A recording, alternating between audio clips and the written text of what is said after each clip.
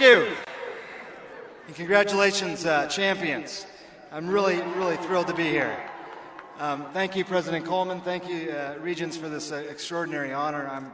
It's just a thrill to be in this place at this time. And I want to start off by telling you that simply being here is incredibly personal for me.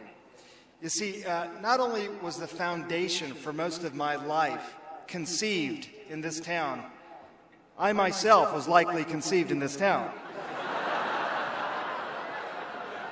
Best bet is the 17th floor of the University Towers, though no one is talking for sure, still even after 43 years. It's the most amazing story, though. My mom was driving through this town of Ann Arbor. It was the mid-1960s. She was a newcomer to this town and to this country. It was a test for her in many ways, and a test for the people of Ann Arbor as well. One young man in particular. My mom was just a passerby with no idea how much her life was about to change. Ann Arbor wasn't a city that she even knew. And almost by sheer cosmic will, her car breaks down. Now, let me paint you a picture. She is an immigrant from the other side of the world, undaunted, but also a little overwhelmed. There are no cell phones, no internet, no friends, and really no obvious options. Very little money and just a broken down car. She went to the closest phone booth, and decided to randomly call someone, an Indian person whose name began in the A's. Smart woman. I'm not certain how far through the phone book she would have actually gone, but turns out that was a moot point, because someone answered the phone after the first ring. Now, as it turns out, the person she was trying to call wasn't home, but his roommate, her future husband, my father, was. Now, I can only imagine how that conversation went. If there was ever a damsel in distress story, this was it. My dad, who graduated from the University of Michigan Engineering School in 1967, was perhaps the perfect person to help her. You see, he loved cars, and he loved the car that my mom was driving, a '63 Nova. But as we learned, he loved the woman driving it even more. It is personal for me to be here, because my own parents met in this town, just a year or two older than you are now, wild-eyed with ambition and promise and impetuous in youth. Dreamers they were, as so many of you are now, in search of something they never believed they could have, but they still wanted it. Even today, in too many places around the world, there is too much persecution and prosecution. People don't dare dream of a free society, let alone a free education, free of rules and stipulations. People don't dare dream of the opportunity to learn simply for the sake of being a more engaged global citizen. In many places, people don't dare dream of living instead of just existing. My parents came here in search of a dream and have asked me to honor their dreams by simply doing my very best, never letting a day of my life go wasted, and waking up every morning with a sense of purpose. They taught me something else that I'd like to share with all of you. Lesson number 1, always respect your elders. There's no doubt that our parents seem to grow smarter as we grow older. But truth is, they also sacrifice an incredible amount to allow our lives to be what they are. And it is on their shoulders that we realize our greatest triumphs. My parents are here today. And I want to thank my parents. And I want to ask all of you to do the same. Thank your parents, your loved ones, your friends, your family, all the people that were here with you in many ways, worrying about you, worrying about your safety, worrying about your exams, maybe worrying about those tuition bills, worrying perhaps that you were homesick and that you missed them, while all the time they were missing you. Worrying, as my parents did, that I would be just another face in the crowd, unwilling or unable to realize my legacy. Maybe worrying one day they'd get a call they didn't want, perhaps from President Coleman, or maybe even the Ann Arbor Police. Sorry about that, Mom and Dad. Michigan graduates, I come here with the full knowledge that I am but a formality in an otherwise very busy, important, monumental day. So I want to do something for you that you may otherwise forget to do, something I wished I'd started doing earlier in my own life. I want you to, right now, just take a moment. Just stop, reflect, and take it all in. Take all of this in. We do not think of our lives in a linear way. If I asked you to tell me about your days as a university student, it's unlikely you would start at the beginning and describe every moment all the way to the end.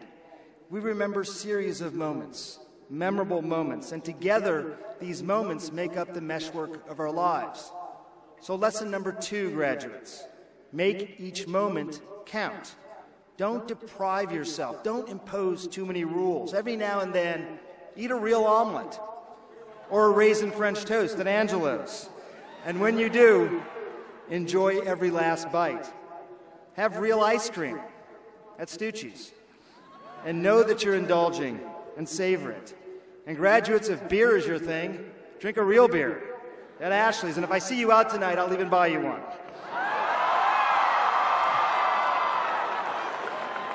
Recognize the moments, graduates, as they are happening and make them memorable. Make moments like this count. They make up the meshwork of your lives. I had a moment just a couple of weeks ago. I was driving around in my car with one of my daughters on a nice spring day. She was in the back seat in her booster chair, and I was watching her in the rearview mirror, imagining and wondering what life had in store for her. Suddenly, she picked up my stethoscope, and she started playing with it. She's just 5 years old. I watched her closely, just very excited, as I thought this was the moment that she decided she wanted to be a doctor. I was going to describe this moment for years to come. She put the stethoscope in her ears, and she started playing with it and slowly brought the little piece up to her mouth. And finally she said, "Welcome to McDonald's. Can I take your order?"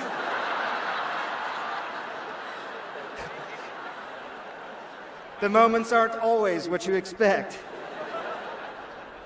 But it means so much to me to be invited back into your house. Your very, very, very big house. I love this place so much. I have literally traveled all over the world, to every continent, more than 100 countries, and I love this place most of all. I love walking around this campus. I love the architecture of the buildings. I love the old-growth trees. I love the restaurants and bars. I love the conversations taking place on campus corners every time you visit. I love the relationship between the University of Michigan and the city of Ann Arbor, and I love all of you.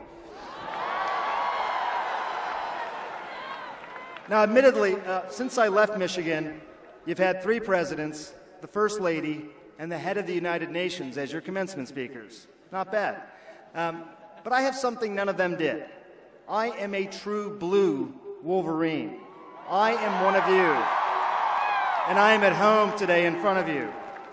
My understanding is there's about 50,000 of you out there, which is a bigger audience than we sometimes get on CNN. Seriously. Yeah. This really is my home, though, and it was here that I started to learn what other people have spoken about, the Michigan tradition. It was here that I learned what it means when we sing hail to the champions, when we sing hail to the leaders and best, and what it means to be a Wolverine. It's a Michigan tradition, not just of excellence in scholastic achievement, but excellence in life. It's a Michigan tradition to take risks and in the process blaze new trails. It's a Michigan tradition to always read the directions, but not always to follow them.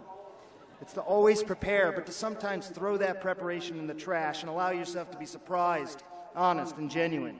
It's a Michigan tradition to make history and change the world, to be immortal, not as in living forever, but as in never being forgotten. It's a Michigan tradition to, above all else, be a good and charitable citizen of the world who never gets ahead by pushing someone else down. Never, ever. It's a Michigan tradition to be a true blue Wolverine and to recognize that from this day forward, lesson number 3, if you ever cheer for another team in competition with the Wolverines, then some 500,000 alumni will hunt you down, find you, and paint you maize and blue. And by the way, if your future significant other doesn't understand your zealotry, bring them here to this very big house. So what does it mean to be a champion? What does it take to be the leaders and best? They are people who learn from their mistakes. I guarantee you they are not people who don't make them. Infallibility is not a virtue. They are not people who always know the right answers, but they know how to ask the right questions and are never embarrassed to do so. They never shy away from obstacles and instead show tremendous resilience in the face of these barriers, with the full recognition that we soar highest only when truly challenged. Also, lesson number 4, graduates, in the immortal words of Oscar Wilde, champions always forgive their enemies because nothing annoys them more. Life moves fast, graduates. It's hard to believe that it's been more than 20 years since I sat where you are now. I started asking myself a question many years ago at a time when I was covering a war in a faraway land. It was in the middle of this Shamil sandstorm in Iraq, and it was a day when we could not see our hands in front of our face. It was a day when we lost all of our air protective cover. It was a day that suddenly turned into night. And I still remember this young lieutenant came running into our dusty desert tent. We are being overrun.